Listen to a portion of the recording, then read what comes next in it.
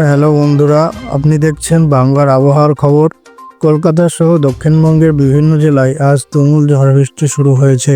আগামী কয়েক ঘন্টায় পরিস্থিতি কেমন হবে চলুন জেনে নিই সর্বশেষ আপডেট। এই মুহূর্তে কলকাতার আকাশ মেঘাচ্ছন্ন আর চলছে তীব্র ঝড় বৃষ্টি। আবহাওয়া দপ্তর জানিয়েছে কলকাতার তাপমাত্রা নেমে এসেছে 33 ডিগ্রি সেলসিয়াসে এবং বাতাসের গতি ঘন্টায় 25 কিলোমিটার। প্রবল বজ্রপাতেরও সতর্কতা জারি হয়েছে। শুধু কলকাতা নয়, দক্ষিণবঙ্গের অন্যান্য জেলাতেও বৃষ্টিপাত চলছে। বিশেষ করে হাওড়া, হুগলি, উত্তর ও দক্ষিণ চব্বিশ পরগনা, বর্ধমান এবং মেদিনীপুরে আজ প্রবল ঝড় বৃষ্টির পূর্বাভাস রয়েছে। এই ঝড় বৃষ্টির প্রধান কারণ হলো বঙ্গোপসাগরের ওপর একটি গভীর নিম্নচাপ সৃষ্টি হয়েছে। এর প্রভাবে পশ্চিমবঙ্গ ও বাংলাদেশে বৃষ্টিপাত হচ্ছে।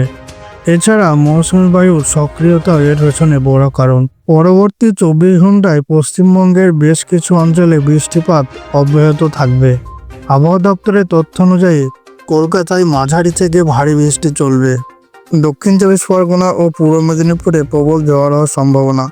নদিয়া, মুর্শিদাবাদ এবং বীরভূমে বজ্রপাতের সতর্কতা। আপনারা যারা বাইরে বেরোচ্ছেন দয়া করে সতর্ক থাকুন। বজ্রপাত এড়ানোর জন্য উঁচু গাছ বা খোলা জায়গায় দাঁড়াবেন না। গাড়ি চালানোর সময় অতিরিক্ত সাবধানতা অবলম্বন করুন। রাস্তায় জল জমতে পারে। নিকাশির সমস্যা থাকলে স্থানীয় প্রশাসনের সাথে যোগাযোগ করুন। আপনার এলাকায় আবহাওয়া কেমন কমেন্টে জানাতে ভুলবেন না। এমন আপডেট পেতে চ্যানেলটি সাবস্ক্রাইব করুন আর ভিডিওটি লাইক ও শেয়ার করুন। ধন্যবাদ।